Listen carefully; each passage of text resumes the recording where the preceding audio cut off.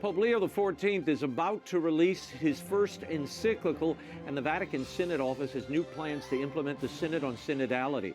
The Papal Posse, Father Gerald Murray and Robert Royal, are here with analysis. Communist China is focused on the systemic destruction of all religion within its borders. Former Ambassador for Religious Freedom, Sam Brownback, shares his new book on the subject, China's War on Faith, and will reflect on the true meaning of Memorial Day. A new initiative to forge strong Catholic leaders is underway. The world over begins right now.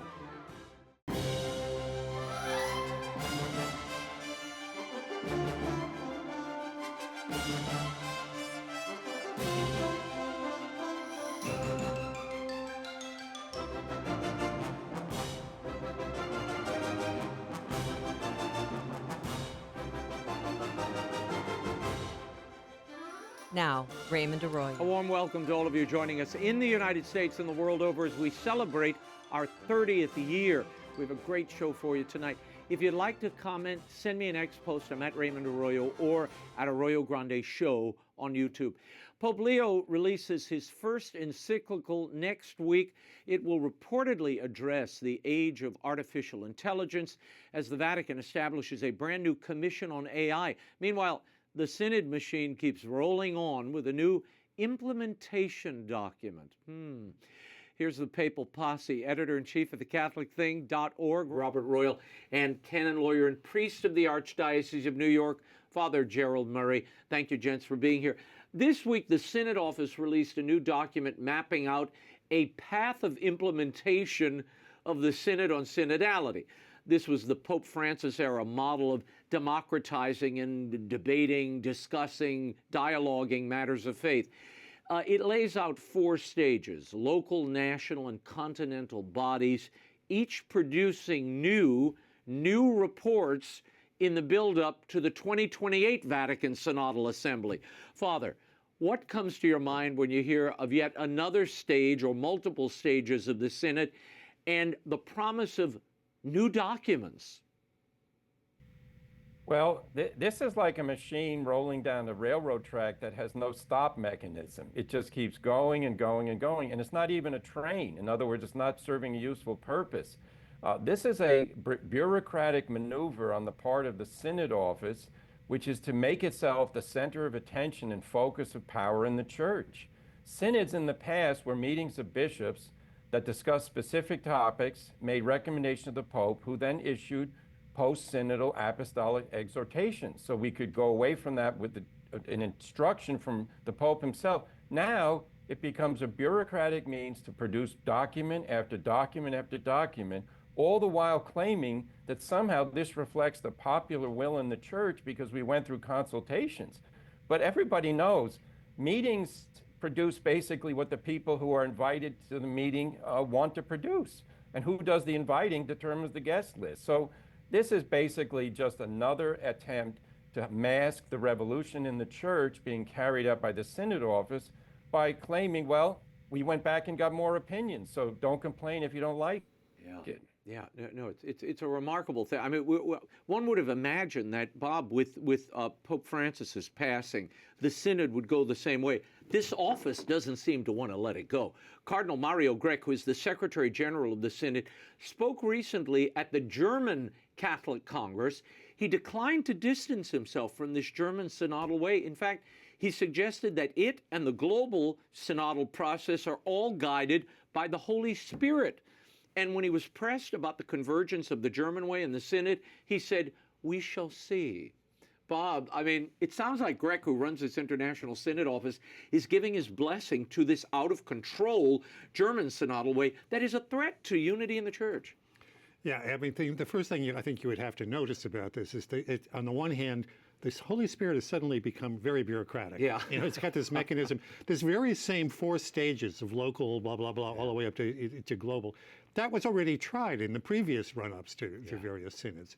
But the fact that we can see very clearly that what the Germans are trying to do in their own country is playing very badly elsewhere. We also heard news today that some of the bishops in the East are looking at Germany and saying, you know, Germany is a very powerful country, the church there is very powerful and rich, but they're distancing themselves from that because they see that that is a step away from what has been historic Catholicism. And I have a feeling, I mean, I've been reading into a lot of the history of the Pope lately because I'm teaching a course about Pope Francis and his, Pope Leo and his Augustinian background. Yeah. And I think he has a different vision. His experience, what he calls synodality when he was in Peru, is more like a community operation. It isn't the sort of woke, the women in the church and LGBTs and the bureaucracy. It was very much a personal and communal interaction with people, which worked well in that context. How it's going to work at a global level, I don't know. But what we see so far is really, it's not only is the spirit very bureaucratic, I think the spirit is very boring in the way they conceptualize it's like the 1960s. I mean, you feel like this is the 60s and 70s all over again. But, Father, the danger here is it has a form and an office, a dicastery in the heart of the church. That's what these agitators never had before. A theology student at that same event in Germany asked Cardinal Grech, again, who's head of this international synodal office in Rome, she asked him about the role women have in the church and invoked the priesthood and how women are barred from it. He responded with a metaphor about symphonies, but then afterward he approached the young woman privately and he said, quote, "We need people like you." Now, this student is part of the German Synodal Assembly, Father, and she was pressing the question of female ordination. Why is a cardinal who leads this global synodal process privately encouraging agitators for a female priesthood? Well, he obviously doesn't think that it's wrong for her to agitate for something that's impossible and would go against Catholic doctrine, and that's very regrettable. If a cardinal of the church is asked about a question about something that denies the essential doctrine of the Catholic Church concerning the priesthood, that Christ gave it only to men and for a reason, then what support does he give for the other Catholic doctrines which come under assault? We know that his office just published this testimony from two gay men, both of whom claimed to be married to other men, in which they attacked Catholic doctrine and said, God's perfectly fine with me and my lifestyle. If he thought that was worthy of publication, what else does he think is worthy of publication? This is sort of like a smooth talking, used car salesman get a bad reputation in life, but someone trying to sell something under one appearance when there's really another reality hidden, under the hood. This isn't about consulting people. This is about empowering radicals in the church who reject Catholic teaching in various manners and then claiming, well, this is all part of the way the Holy Spirit's guiding the church. Not at all. That's a falsehood that should never be considered. Well, Father and Bob, my concern about this is we are again seeing this push. It didn't work the first time. The local synodal discussions kind of fell apart because on the parish level, it's very difficult for a priest who's running two parishes, barely keeping it together. Now he's supposed to organize a synod, synodal discussions, and then submit a report, and then the diocese has to have a diocese-wide synodal gathering, and then the national it's very difficult financially and bureaucratically to pull this off. Will that be the undoing of this thing, do you think? Look, as long as they have a budget in Rome, they're going to keep hiring people and producing documents. The only way this gets stopped is that the Pope goes in and says to Cardinal Grech, thank you very much. I think we're not going to turn this into a permanent parliament of the church controlled by a small bureaucracy in Rome. We're actually going to leave Catholic doctrine alone, and we're going to figure out ways to promote it, not to critique it. Yeah. Well, Bob, my big concern here all along is the people who are in the pews are the last ones consulted here. The people paying the bills are the last one consulted. They're not part of this synodal process. Yeah, and it's clear, as Father said earlier, the people you invite to these conversations make all the difference in what the conversations are. And I've got to say, when I look at someone like Cardinal Grech, who obviously gets handed a hot potato there, he hasn't prepared to answer that. There are answers for what that young woman posed to him, why the church cannot ordain women. It's not that you're banned. It's that you have not been called to a vocation. I don't have a right to just become an authority in the church. I'm a lay person. I have a specific vocation as a lay person. Yeah. So they're not prepared to respond to this, number one. And maybe it's because they don't really believe what the church's tradition has taught. And I think that's the message that a lot of people feel about women, feel about LGBTs, etc. I think the very interesting thing is going to be here because I don't think Pope Leo is the type of person who's just going to disrail derail this runaway train. But at the end of the day, he's going to have to make some very serious decisions, and I don't see him as a radical.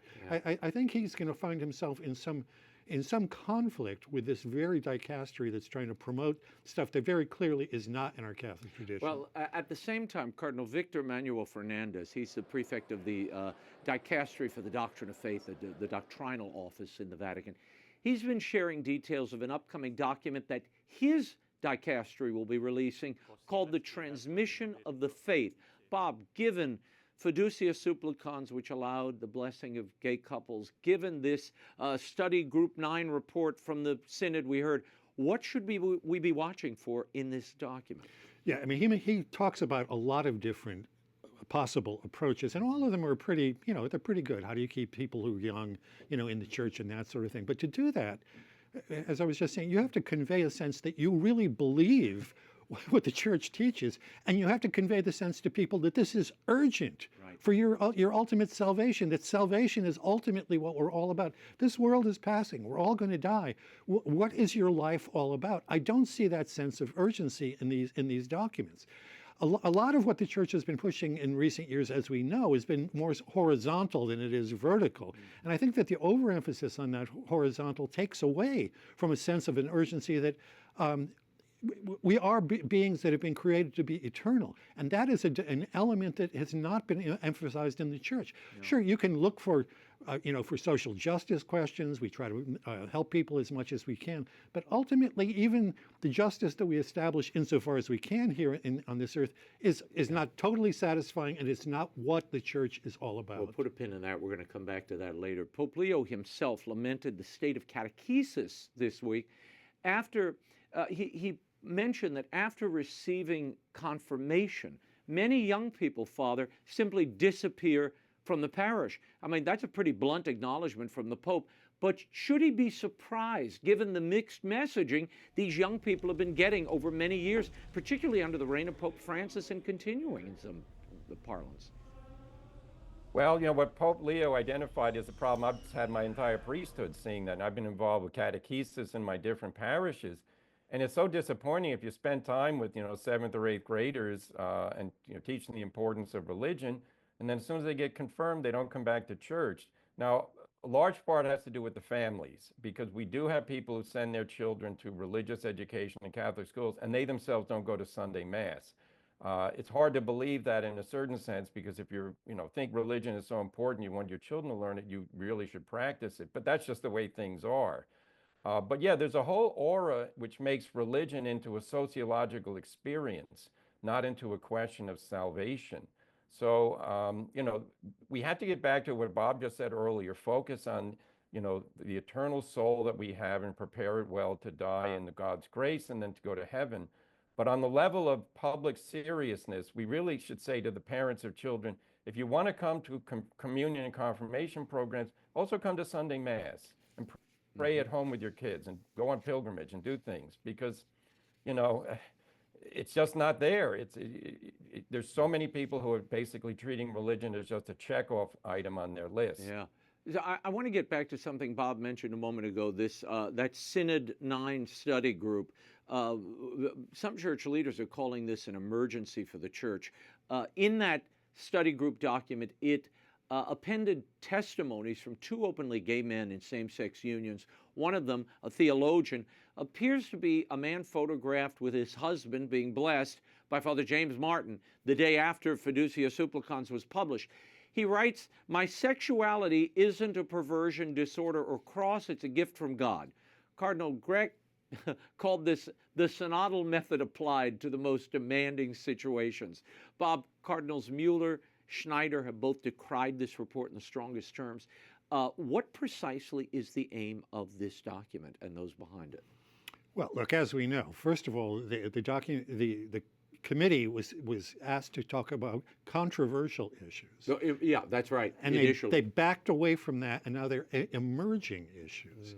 Well, I mean, this has existed in the secular world for how long? Oh, suddenly the church has got this stuff that's emerging. What this is it's a weakness facing a very strong lobbying effort within the church. Obviously, LGBT has been enormously successful in the secular world. I mean, there are gay flags hanging from American embassies, even in Muslim countries. I've been there and I've actually seen this sort of thing. And so instead of powerfully assembling the arguments for why the church believes what it believes, clearly this group and the gobbledygook in that document, if you want to talk about a document that's very hard to understand, I mean, they come up with a good argument here, a bunch of gobbledygook there, you mix the whole thing together, but the ultimate aim is clearly to change church teaching. And for Grech to back off and say, well, that's a conversation that they had, we're not endorsing what's there. Yeah, what he's saying is he doesn't want to have to defend that because he knows clearly that is going to put him crosswise with a lot of people in the church. Look, it's an utter mess of it. They've allowed this to take place. The selection ahead of time of who was in that actually committee to do this study almost gave you the predetermined outcome. Well, on the other hand, Father, Pope Leo has appointed 2 bishops who have clear pro-LGBT positions in their apostolic life throughout their tenure. Bishop Giampaolo Dianin in Italy has participated in LGBT accompaniment events. He softened language regarding homosexuals in seminaries. Then in Honduras, there's a Bishop Patricio La Rosa Martos, also very open to the LGBT lifestyle. What do these appointments tell you when you couple them with all this, the documentation and the things we've been hearing from Rome and from the Synod? Well, it tells me that the office for appointing bishops, the dicastery for bishops, and then the Pope himself are not troubled when someone is appointed to a diocese who does not support Catholic teaching on homosexuality as explicated very clearly in the Catechism of the Catholic Church. And that's, for me, a source of great distress and worry. If the Pope were appointing regularly bishops who were racists or who were endorsing other forms of immorality, I think, we'd say, we got a racist problem on our hands in the appointment of bishops. What we really have, though, that doesn't exist. We have a problem of pro-homosexual bishops being appointed. And they're pro-homosexual in the sense that they want to change church teaching to say that God made people into homosexuals and that God doesn't mind if they have sex with each other because that's the way God made them. That's their message. That's not the church's message. The church's message is that giving in to temptation to commit immoral things, immoral acts, and the inclination to do so have to be resisted because they don't come from God. They are, in fact, perversions turning away from the truth as God made us. This is a problem. If the church doesn't confront this in this pontificate, this will be a steamroller. And you know what steamrollers do? They flatten everything they go over. Italian Bishop Vincenzo Viva spoke at an LGBT event, and he said explicitly that mere welcoming is insufficient. He called for, quote, recognition and full integration of gay people. And not long ago, Pope Leo was challenged and asked about Catholic sexual morality. This is what he had to say. I think it's very important to understand that the unity or division of the church should not revolve around sexual matters. We tend to think that when the church is talking about morality, that the only issue of morality is sexual. And in reality, I believe there are much greater, more important issues such as justice, equality, freedom of men and women, freedom of religion, that would all take priority before that particular issue. Bob, Bishop Viva called for recognition and full integration. How do we square that? What we're hearing from the Pope and these other voices we're hearing among the episcopacy. Yeah, I think that remark by the Pope was unfortunate because what you're saying is that this mortal sin isn't as important as that mortal sin. Eternally, they're both equally important because they can both bar you from heaven. And I think that, again, that has to be our ultimate concern. Yeah. Look, the problem here is I think that we've already seen a corruption of language in the secular world. So when we talk about inclusion, or we talk about the dignity of all people or the respect that's due to all people, there's a Christian way of understanding that. And there's a secular way, a pagan way of understanding that. The pagan way is the woke way, woke way we have in our secular politics right now. And unfortunately, when that same language is being used inside the church, there are some people who want to exploit it for very clearly non-Christian ends. I mean, you can talk about people having rights, but ultimately their rights are dependent on God, which means they have to respect God. So as we're respecting other people, we also have to respect the fact that their dignity is connected to the way they're connected with God. That's not the way that this language is being used these days, even, I'm sorry to say, in the church among people like these bishops. Wow. Okay, this ties in very nicely with what's coming up on May 25th, the 135th anniversary of Leo XIII's landmark, Rerum Novarum. On that day, Pope Leo XIV will present his first encyclical, Magnifica Humanitas, Magnificent Humanity. He has also established a Vatican Commission on AI. This is a commission on artificial intelligence, which will be run, at least in its first year, by Cardinal Michael Szczerny. Father, Leo XIII wrote Rerum Novarum in response to the upheaval of industrialization. How significant is it that he's making a similar gesture, the new Pope, 135 years later? And what do you think we'll find in this document?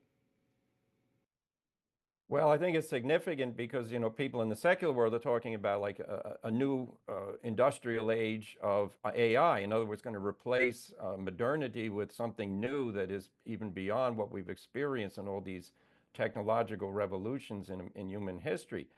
I don't know what it's going to say because, of course, that's all in the document, but certainly we do know that the Pope is concerned of the devaluation of human life and human responsibility and the rest when people have recourse to artificial means to accomplish different things. What I'm hoping is not in there is sort of like a Luddite or complete resistance to AI. I don't think that'll be in there because artificial intelligence is just another form of computing which can simplify tasks and therefore increase productivity and enable people to do things more efficiently. And it will result in economic dislocation naturally, but so did the Industrial Revolution, which put farming on a back burner, put machinery in front, and then certainly in the communications era that we live in, you can't buy a newspaper practically anymore, but you have more access to news through the internet. So things change, we have to adapt to them, but of course we do have to defend human dignity as properly understood. Yeah. Bob, there is a concern that an encyclical titled Magnificent Humanity may favor humanity over the transcendent. Leo XIV himself warned at La Sapienza, the university, that AI must not absolve humans of responsibility for their choices in war. Give me your sense of the framing of this. How significant do you think this document will be, and what concerns do you have? Yeah, I mean, I agree with Father. I don't think that there's going to be a wholesale dismissal of AI. Actually, the higher-ups in Anthropic, which is a big AI company, is going to be present when the encyclical is presented on Monday. But here's my concern. I actually wish that the title was something more like In Defense of Humanity. Maybe they don't want to put the idea of being defensive out there, but this idea of magnificent humanity, like the earlier document of Pope Francis, of dignitas infinite dignity. To me, these are vague terms that a Catholic should not be using. I mean, we used to be very careful about how we talked about terms like this because they have a payout in terms of the way we treat people, what we consider to be moral and immoral. I mean, I applaud the fact that Leo XIV looked back to Leo XIII because it shows a desire to want to be part of a tradition, a modern tradition of dealing with what's going on right now in the world. But before Leo XIII put out his Rerum Novarum, which was his first social encyclical, he had done a previous encyclical called Aeterni Patris, which was about recovering St. Thomas Aquinas' work and updating that. So there was a deep theological and philosophical and thoughtful approach to these modern questions. I would hope that in this document, I'm not very optimistic about this part of it, but either in this document or something else, we're going to get that deeper reflection about what this marvelous Humanitas is, because otherwise we're just just flattering people. Yeah, that their humanity sometimes somehow entitles them to do whatever the hell they please. I mean, this is the challenge. Look, the reason young men are coming into the church, and I've spoken to a number of them, the reason young families are coming into the church, the only people there are there because they want to embrace something that's lasting, something that's true, something that challenges the wreckage they see all around them in their personal existence and in the people around them. They're looking for hope that only Christ can provide. And Father, I worry that the Pope is moving into a position where he's just another talking head among so many. It's like the Iran debate.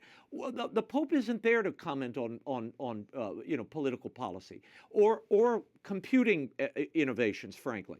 He is here to save our souls and throw us a lifeline.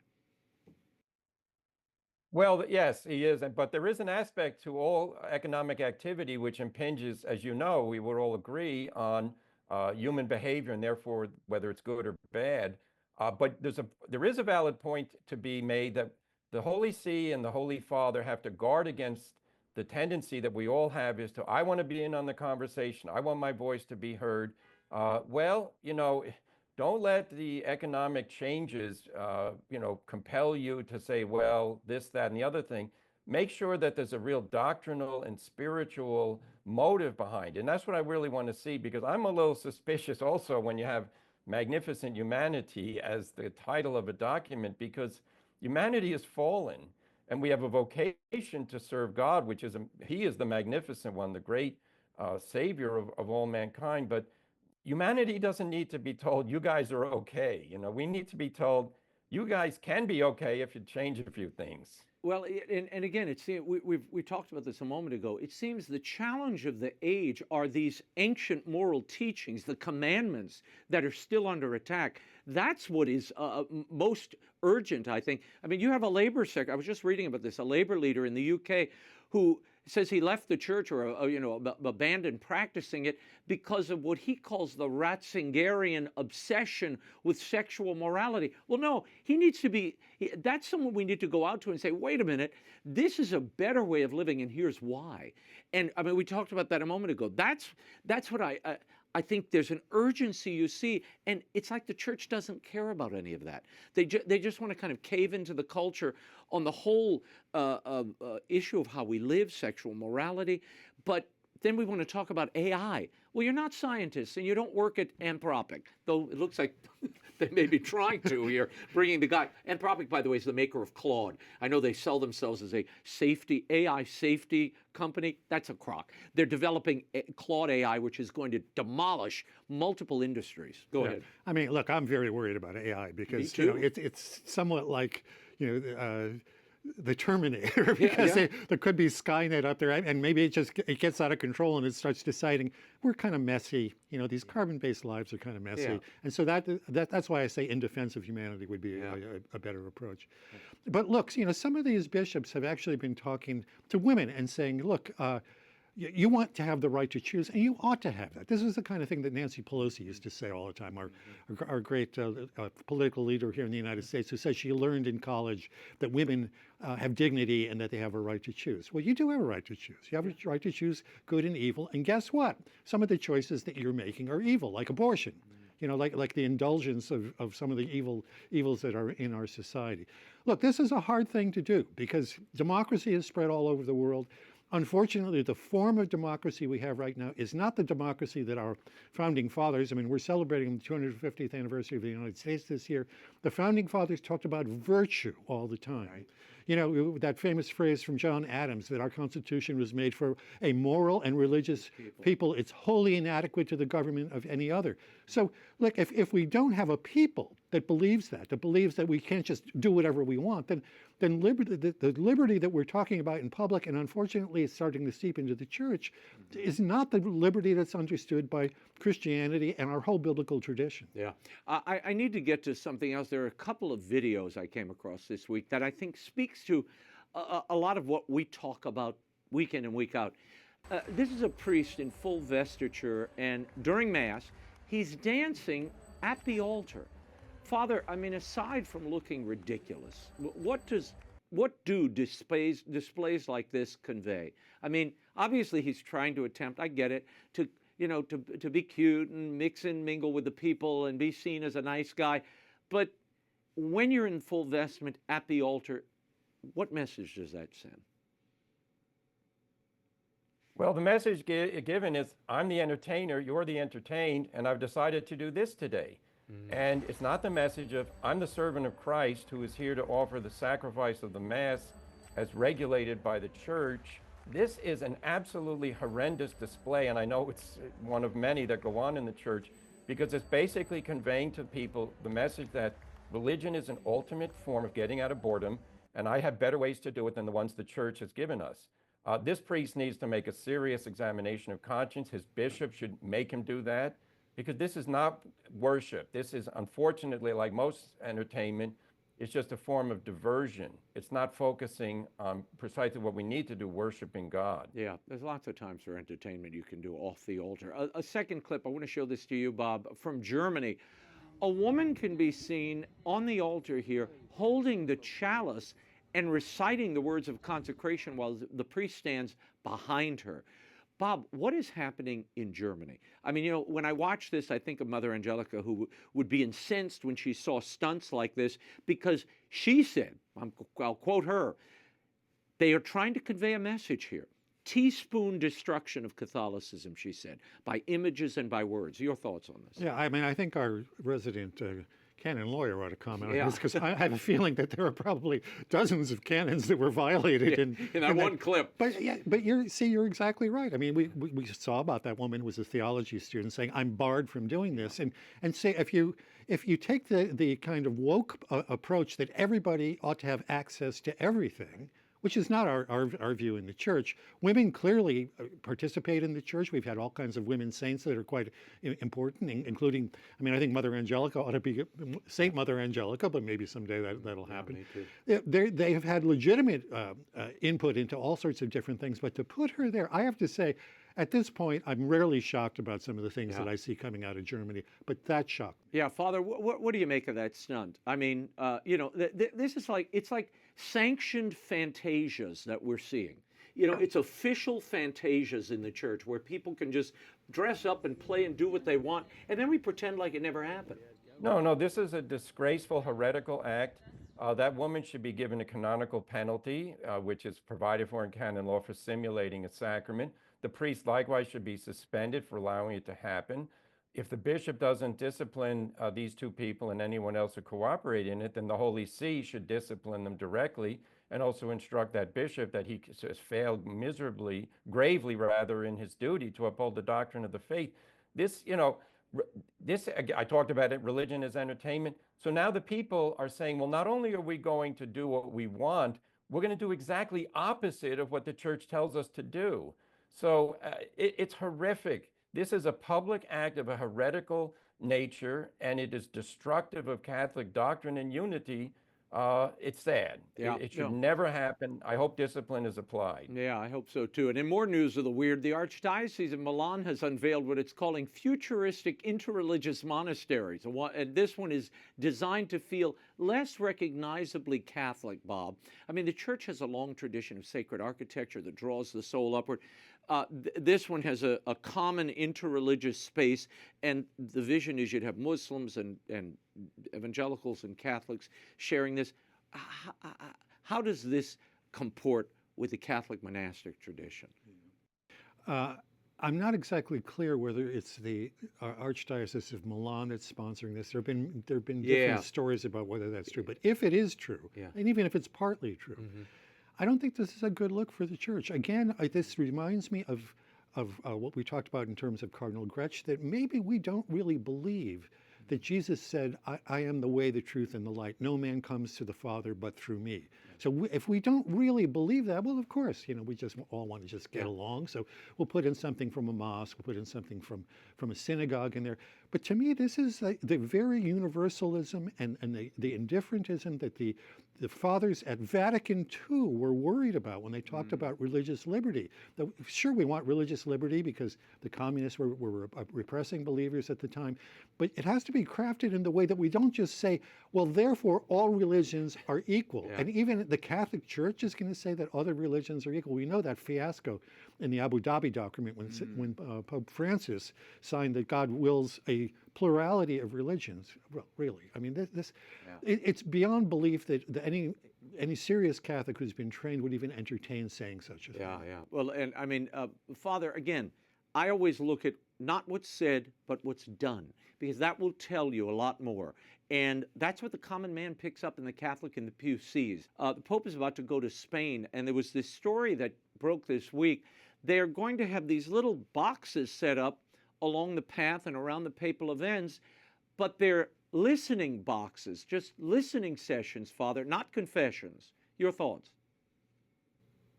No, this is another horrific development in the secularization of the Catholic Church. It's traditional on papal youth days and in events when popes are making apostolic visits to have priests hear confessions before Mass, and they create different ways to do it. Now they're getting rid of that. They're saying if you want to go to confession, go to a local parish, but these public spaces with these, hearing boxes now are going to have basically lay women and others listening to anybody who wants to come and talk to them. Yeah. The intent is obvious. The people want to promote further female participation in offices that were formally identified with the clergy. But it's a devaluation of the sacrament of penance and of the priesthood. Yeah. No, and it's also spiritually sterile. What people need, if there's a papal Mass, and somebody says, well, I need to go to confession because I'm in a state of mortal sin, that's not made accessible by the Spanish Catholic authorities. No, if this is what synodality is about, we got to stop this right now. Yeah. Because priests are integral to the life of the church. They're not accessories we drag out when we want to and then hide when we're telling women we're sorry you can't become priests. Yeah, and this is a sacrament, the sacrament of confession. It's the most important medicine that the church provides in many cases, aside from the Eucharist. On one positive note, and we should end on a positive note, the Vatican did issue a correction this week of 2 Argentine bishops who forbade their parishioners to receive communion kneeling and on the tongue, Bob. Those bishops refused to distribute communion to anybody who knelt, giving their priests instructions that the parishes should do the same. The Vatican issued this correction. The faithful have the freedom to receive communion according to the modalities established by the Church, and this freedom cannot be limited. Bob, a sign of hope, perhaps?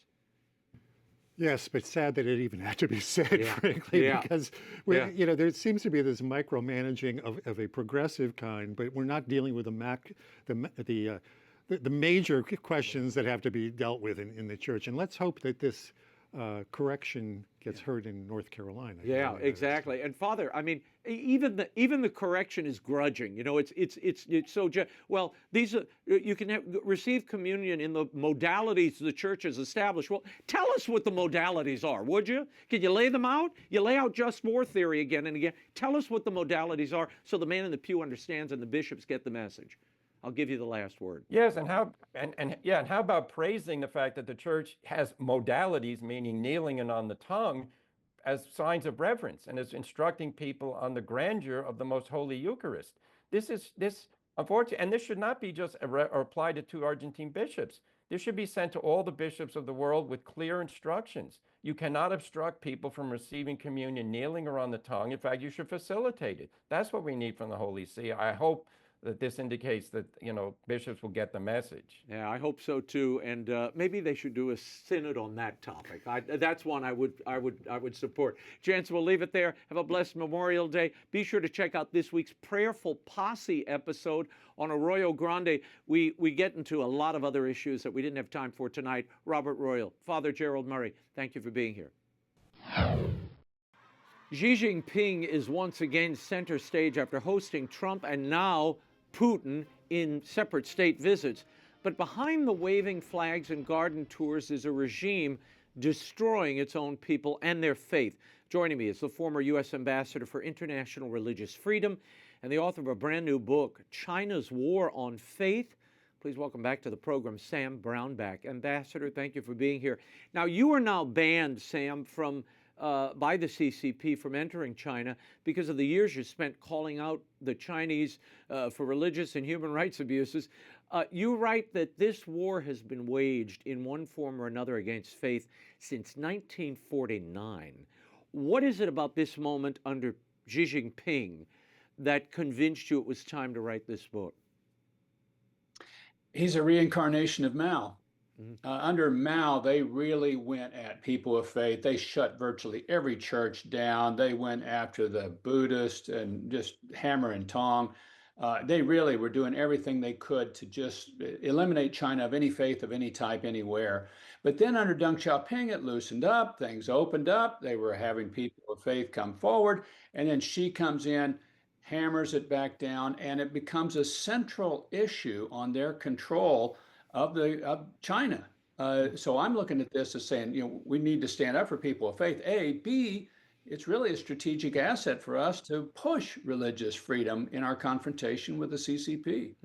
And you document 3 ongoing genocides inside China: the Uyghur Muslims, Tibetan Buddhists, Falun Gong practitioners, and yet the world has largely looked away. Why, in your view, has the international community been so reluctant to call China out directly for these obvious abuses? Follow the money.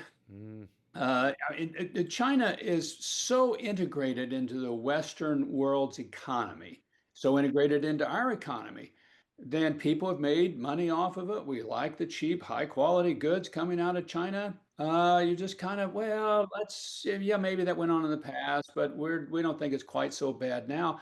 And what we're documenting, what I'm laying out is it's gotten bad, it's terrible, it's genocidal, what's taking place in this country, and we can no longer look away. And if we don't confront it, they're going to keep coming after us with these ever-increasing high-quality surveillance states, and it's going to be very, very difficult, if not near impossible, for people to get out from underneath this surveillance state that they've created and are perfecting. In 2016, Xi called for what he termed sinicization of religion, which is essentially bending every faith tradition to the ideology of the party, and the weapon enforcing it, you argue, is technology, facial recognition, and other means. You call it a police cloud. How does the technology here change the nature of the persecution? And, are we not seeing a lot of these technologies already in place here in the United States? It makes it far more effective. The technology does. You can literally find the needle in a haystack now. The one person that would organize the Bible study or that's really kind of organizing and pulling people together. You can find that person, get them, put them in jail, do whatever you want, and people get disappeared. It's a new noun in the Christian community in China. They say this person was disappeared.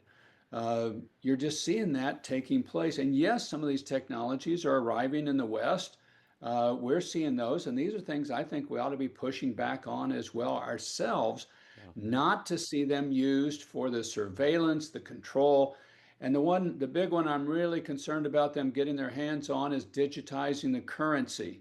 And then the state itself can shut your money off. China's working on it. They're not that far away from being able to get it done. A whole new level of control they'll have on people. You don't let American corporations off the hook in this book. You call out the Wall Street, Hollywood, the NBA. You call them accomplices here. Why? And what's driving it, aside from the money? Well, I mean, it is the money. It's the interaction. It's the interrelationship. We never let our economies get so intertwined with the Soviet Union before, and certainly not with Nazi Germany. And yet we have with the CCP. And what I'm calling out on this is that, look, a lot of this investment money, a lot of our support into China is coming from these sources. The last time Hollywood did a movie against China or that said negative things about China was 1997. And these are the best storytellers in the world. And come on, guys, you got 3 genocides, pick one, any of them if you'd like, and call it out. And the NBA, $1 billion a year from China on its feet over there. Chinese love the NBA. Why aren't they putting free Tibet on their sneakers or free the Uyghurs, something like that? Yeah, because they can't. They can't get away with it in China. And you know, No. again, the voice. And you're right. They've stilled their own voices because of the market share. I mean, Hollywood. This is Yes. how they float the budget of a film. They sell the overseas rights, and if you can get China involved early, your budget is already made before you start. You testified before Congress this past February that early warning signs of a Muslim on Christian war are building across Africa. Nigeria being the deadliest place on the planet if you're Christian. And then there's Armenia, which we rarely hear talk about. We've discussed it on this show. But Armenia is a nation that was swallowed the way Tibet was swallowed by a larger power indifferent to faith or culture. What is the thread connecting China, Africa, and Armenia, and why should Americans be concerned? I think the thread that connects it is religious freedom, or rather the opposite, religious persecution. What we've got to do is get governments to stand up for religious freedom, the right of the individual to choose to do with their own soul what they choose. If that is done in places like in Africa and in Armenia and the surrounding countries, then these places can practice their faith freely and follow their own convictions. If it's not done, you're going to have increasingly these conflicts of civilization. You're setting up really right now for a major conflict between militant Islam and Christianity right in the middle of Africa, and the next caliphate's taking form now in Western Africa as you and I talk. These things are happening, and we've got to start being much clearer minded about pushing back, and we do have an antidote. It's religious freedom enforced by governments. Getting back to your book on this China and its war on faith, the Vatican agreement with Beijing about the appointment of bishops, and again, it's a secret agreement still. We don't know everything it contains. But where does that stand in your judgment, and how does it position the church? Are they collaborating in some ways with the attacks against Catholics and other people of faith that we're seeing in China? They're certainly not calling it out. You've got 9 Catholic bishops in detention now as you and I speak. And what do you hear from the church?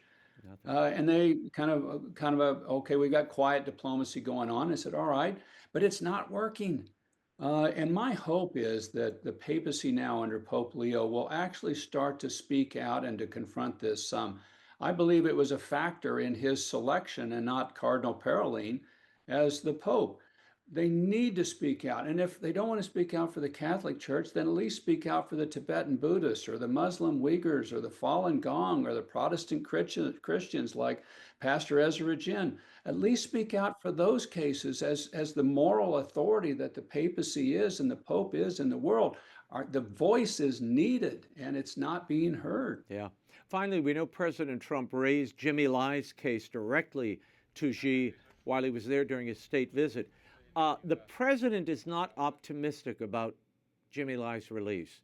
What do you think needs to be done right now to put more pressure on Beijing or Xi, or is this a lost cause?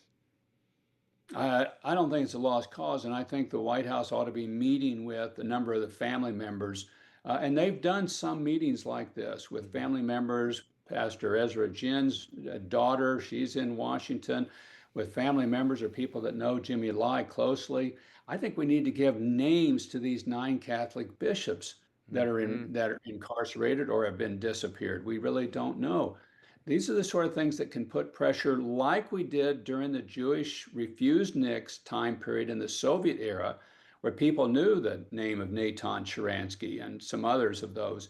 Give them names and faces so that people can put pressure and the regimes can feel the pressure of their incarcerating these individuals. Yeah. Sam Brownback, I thank you for being here. The book, China's War on Faith by Ambassador Sam Brownback, is available at bookstores everywhere and online. We hope to see you back in studio soon, Ambassador. Thank you. Thanks, Raymond. Over on the Arroyo Grande podcast, I sat down with singer and American Idol star Colton Dixon for an inspiring conversation about faith, family, fame, and music, and he told me about his unexpected American Idol journey, the role faith plays in his career, and the emotional story behind his daughter's miraculous survival. Watch. How does faith guide your decision-making today? to say it's the first thing that my first filter that I run everything through wouldn't be factual. I'm human.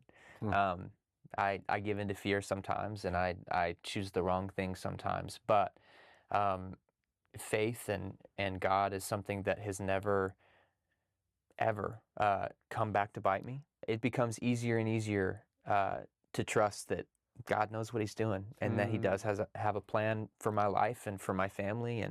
And even as, you know, I'm out on the road sometimes and they're at home, just learning how to trust that God's watching out for them. And a good wife also helps that. That is true. That is always true. The full Arroyo Grande episode featuring Colton Dixon is on YouTube at Arroyo Grande Show, or wherever you get your podcasts, Spotify, Apple, iHeart. Be sure to subscribe so you never miss an Arroyo Grande show, and you can take us with you, and it's free. And of course, be on the lookout for Friday's installment of the Prayerful Posse. Go to Arroyo Grande Show on YouTube or wherever you get your podcasts. As Memorial Day approaches here in the U.S., the men and women who gave what Abraham Lincoln called the last full measure of devotion are honored. My next guest has been a soldier and is now a builder of leaders. He served with distinction in the U.S. Army Special Forces. He's a graduate of West Point. He's also chairman of the St. Sebastien Institute, a new organization that applies the wisdom of the military to priests in the Catholic Church. Please welcome U.S. Army Reserve's Lieutenant Colonel Mike Erwin to the program. Lieutenant Erwin, thank you for being here. Memorial Day began as a decoration day, a solemn observance to honor the Union dead after the Civil War. And yet today, for too many Americans, I don't have to tell you this, Colonel, it's merely a 3-day weekend. As a soldier, what is lost when we reduce the day to just a holiday and we fail to understand the memorial part? Yeah, first of all, thanks for having me. You know, really great to be here. And I love talking about this topic of Memorial Day. It's something that's obviously very personal to me. You know, I deployed to Iraq and Afghanistan 3 times between 2004 and 2009. You know, and the biggest thing that's lost is, you know, we lose the personal connection that there are so many Americans who have lost a loved one, you know, a brother, a son, a daughter, you know, a close personal friend, and that this, you know, Memorial Day weekend is it's probably the most powerful weekend of the year for them. So there's the personal aspect of it. And I think as a nation, you know, sometimes we forget all of the men and women who have given their lives in defense of freedom over the past 250 years, and that the freedoms that we enjoy didn't just happen. They didn't just fall into our lap. There are people who paid with their lives with them. And I think that's a huge part, you know, something that we lose when we forget really the meaning and the purpose of Memorial Day. Yeah, there's a tradition in the church and the military of the priest chaplain, the man who goes where the soldier goes, who brings the sacraments into the darkness of combat. Men like Father Emile Capon, whose cause for sainthood has progressed, Father Vincent Capodanno, who was received the Medal of Honor, and many others. Lieutenant Erwin, what is it that a chaplain provides that no other figure can provide to a soldier in those extreme moments of need? Yeah, absolutely. I mean, they are such a pivotal member of an organization, especially in a combat rotation. I remember my chaplains, you know, that I had when I was in 2-7 Cav and 3rd Special Forces Group. And, you know, they provide everything from when you're back in garrison, you know, counseling and direction about how to order your life properly, to the most trying times, which, you know, Father Capodanno, you know, I actually co-founded a high school, you know, named after him, Capodanno High, here right outside Fort Bragg, North Carolina. So I got to know his story really deeply over the past 7 or 8 years. The most extreme example is running around the battlefield administering last rites to dying Marines. That's what he did before he eventually was killed in action. And as you just mentioned, Raymond, he was, you know, awarded the Congressional Medal of Honor, you know, in recognition of his bravery. But so it's everything from the support of how to order your life through the most painful, challenging moments of your life in a combat zone, where, you know, priests may be called upon, you know, to administer those last rites. I want to talk about your work with the St. Sebastian Institute, which draws directly on special operations training, at least the methods, and it applies them to priests and their work in parishes. Lieutenant Colonel Erwin, how did you and your colleagues come up with the realization that this kind of support and training was needed? And what is the gap in priestly formation that St. Sebastian Institute is designed to fill? Absolutely. So, we're in our first year here. So we've got actually someone who was a cadet at West Point when I was a teacher back there, Major Louis Taberky. And he just sort of sua sponte made this happen, last summer. But he and I had talked about this. Numerous people, I think, had conversations, with him over the time. And that is how complicated and how challenging it is to be a priest, especially in the world today, in the information age, with the accessibility, with all the information, with all the noise. Not only are you ultimately responsible for all of your parishioners' souls, right? But you have got a full-time staff, often a small team. You've got a part-time staff, and then you have the ministry leaders who are what I would just kind of call super volunteers. And then you have just the entire parish. Think about the challenges, that you face when you're leading that many people. And when you think about West Point, for example, and that's where Louis and I both attended. We take 4 years to learn leadership at a young age, to be prepared, to be able to lead potentially in the combat zone, but if not, still just leading young men and women. And so this is the very intentional effort and process that the military applies to developing leaders, because we know how critically important it is to get that training. And so we just, as we talked to more and more priests, we heard, over and over again of like, boy, I could really benefit from some more leadership development training. And so that's a lot of what we're doing. We're bringing a lot of the principles from the military that the military's honed and developed over hundreds of years about how to lead. Obviously, a lot of them transfer and some of them don't, but we're spending time in conversations with priests. And then more importantly than just the conversations and the intellectual work of what does it mean to lead is the experiential part. And this is where, Louis, who is, a Green Beret, has taken a lot of the principles from Robin Sage, which is the culminating exercise that, a soldier participates in before earning that Green Beret.